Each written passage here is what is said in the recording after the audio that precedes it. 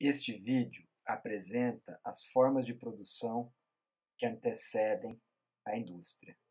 O objetivo dele é fazer uma introdução ao pensamento de Edward Thompson, que é o tema central da aula que foi gravada. Uma das mais convencionais e mais estudadas e conhecidas, com certeza vocês tiveram esse conteúdo no segundo grau, eram as corporações de ofício.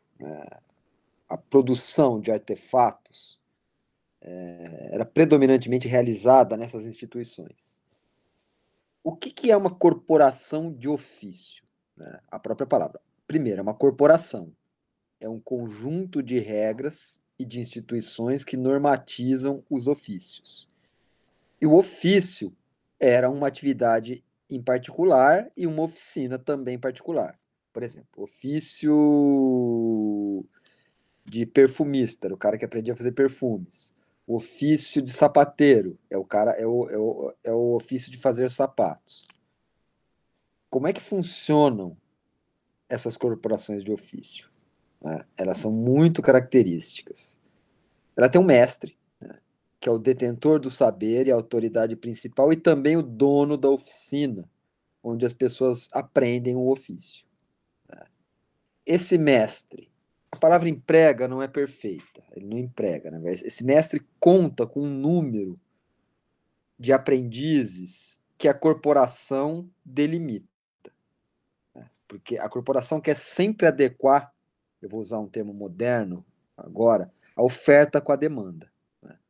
Ou seja, se, por exemplo, no ramo de sapatos, tem muitos artesãos, muitas oficinas de sapato, as corporações diminuem o número de aprendizes que podem entrar nos ofícios. Se, por outro lado, a demanda é alta pelo produto e a oferta de pessoas que fazem esses produtos é pequena, a tendência é o número de aprendizes ser maior. Então, não é o mestre que dá a palavra final sobre o número de aprendizes que ele vai ter. Isso tem alguns critérios. E os critérios vêm da corporação.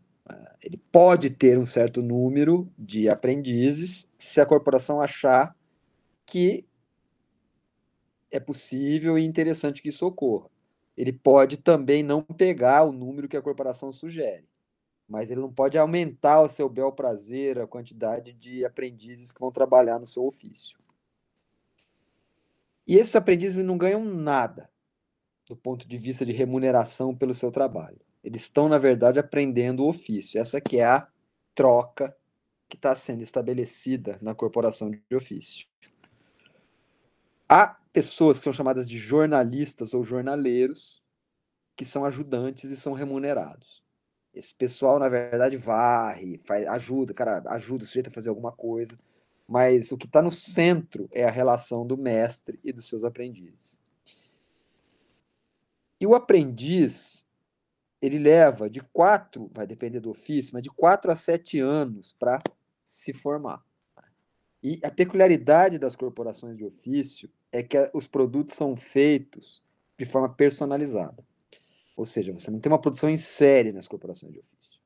Então, o sujeito aprende, por exemplo, se for um sapateiro, que é um ofício bastante demandado, a pessoa não vai aprender a fazer o sapato em série. Ela vai aprender uma técnica onde ela tira as medidas do cliente e faz o sapato extremamente personalizado.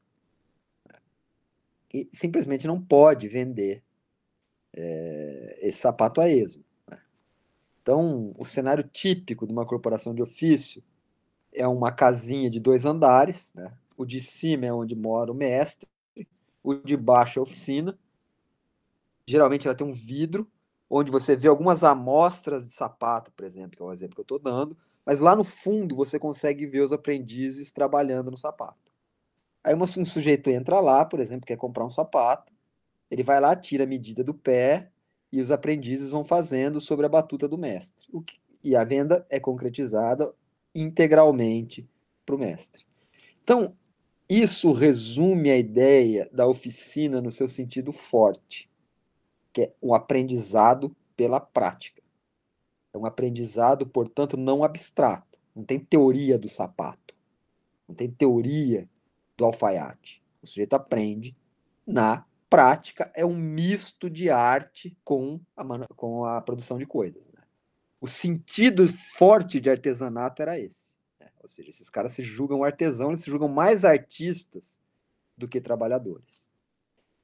E não é difícil entender o porquê. Né? Não é qualquer um que pode ser um aprendiz. O aprendiz tem que gastar, como eu disse, no mínimo 4 anos, onde ele vai estar fazendo essa atividade full time sem ter nenhuma renda. Ou seja, o sujeito tem que ter algumas posses para subsistir durante esse período. Então, o foco das formas produtivas da alta e da baixa Idade Média sempre incidiu na corporação de ofício, porque ela era bem documentada, ela era uma instituição. Né? Era uma instituição organizada e, como eu disse, regulava a oferta e a demanda. Mas tem uma outra história também, né? Nas fímbrias, aí, nas lateralidades, que é essa estrutura sendo copiada de forma imperfeita em outras regiões, outros domínios da sociedade. Né? Por exemplo, o famoso putting out system que vocês já ouviram falar. O que é o tal do putting out system? Basicamente, é a produção de coisas manufaturadas utilizando a população camponesa. O exemplo, vamos pegar um exemplo. Você quer fazer um casaco de lã. O agenciador, é o cara que vai fazer um negócio, ele procura um camponês que tem acesso à terra, geralmente, que tem algumas horas vagas no dia. Ou uma família camponesa que um dos filhos é subocupado. Ele chega lá e diz, olha, você poderia, por favor, cardar essa lã que eu estou te trazendo, uma lã em estado bruto?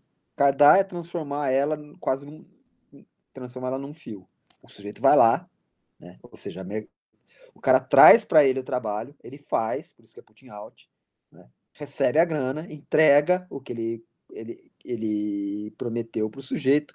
Esse sujeito leva para uma outra família camponesa, por exemplo, que tem uma roca de fiar e vai fiar aquela lã, ou seja, vai transformar ela num fio.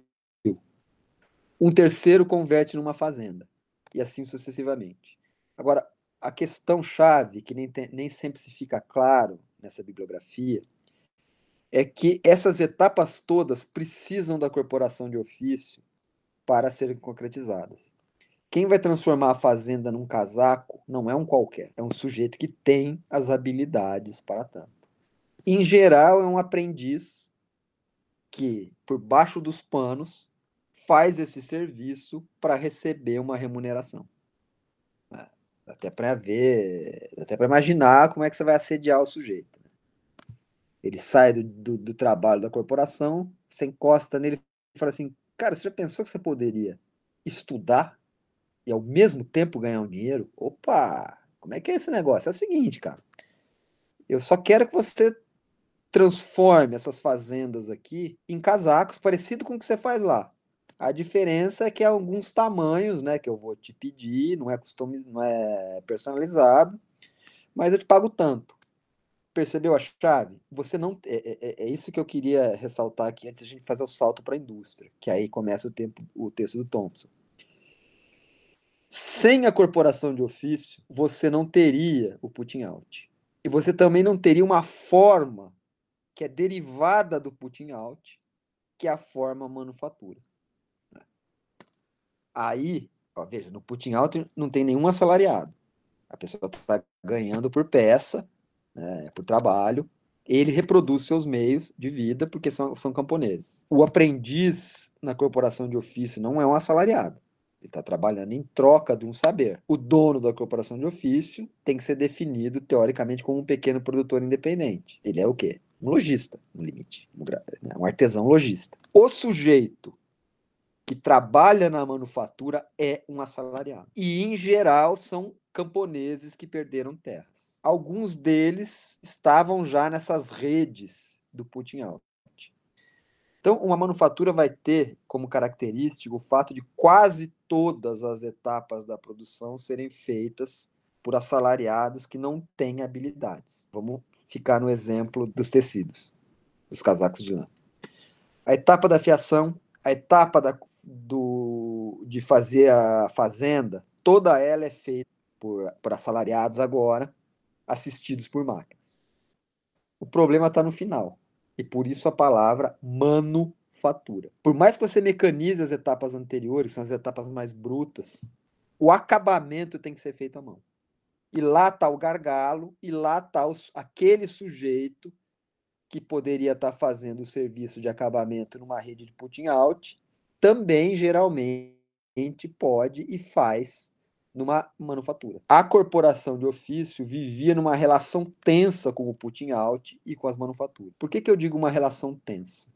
Porque todo esse mercado do putting out e todo esse mercado das corporações de ofício era ilegal, era parecido com um camelô, entendeu? É ilegal.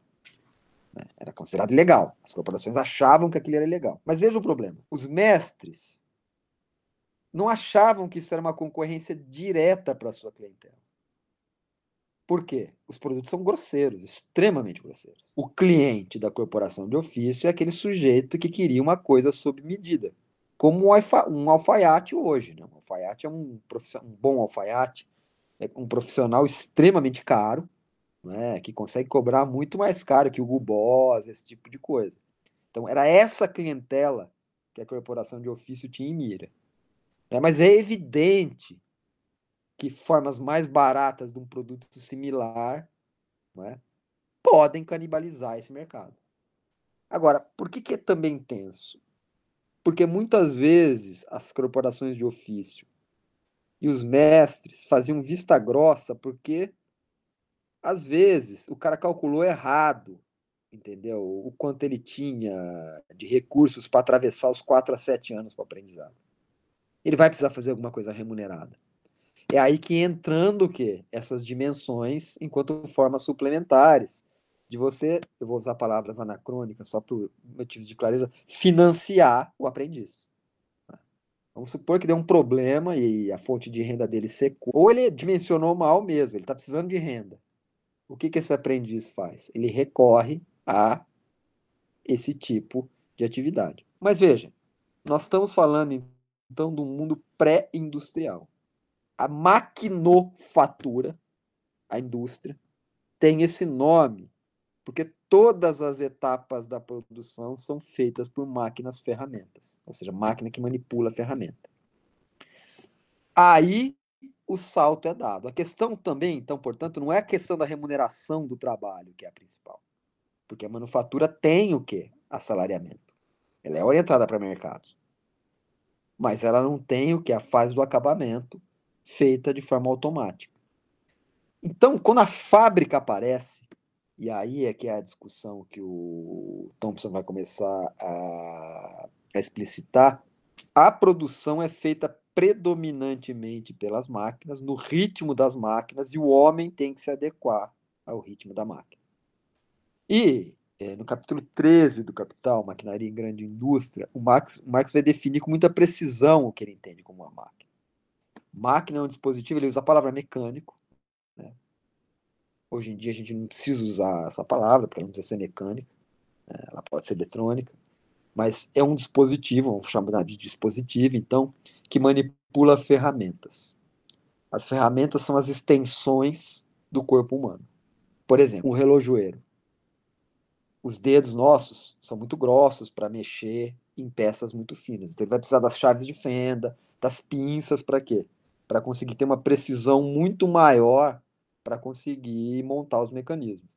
Não dá para enxergar direito, então ele usa aqueles lentes que aumentam, ele consegue enxergar e montar as peças. Quando as coisas eram feitas à mão, pelo menos no acabamento, o dono das manufaturas começou a perceber que, a despeito da destreza que a pessoa tinha, ela fazia movimentos regulares e movimentos combinados. Vamos imaginar o crochê, por exemplo. O pessoal automatiza a coisa e eles começaram a dizer, olha, eu posso reproduzir mecanicamente o movimento da mão do artesão.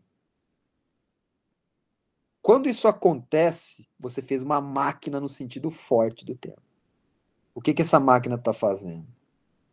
Ela está, para dizer assim, ela está absorvendo uma habilidade do trabalhador e produzindo, numa velocidade muito mais acelerada, não é? Coisas, né? sob o comando aí do homem, né? Mas a rigor, né? Quem está ditando a cadência da produção é a máquina. Então, é isso que o Thompson está tentando discutir.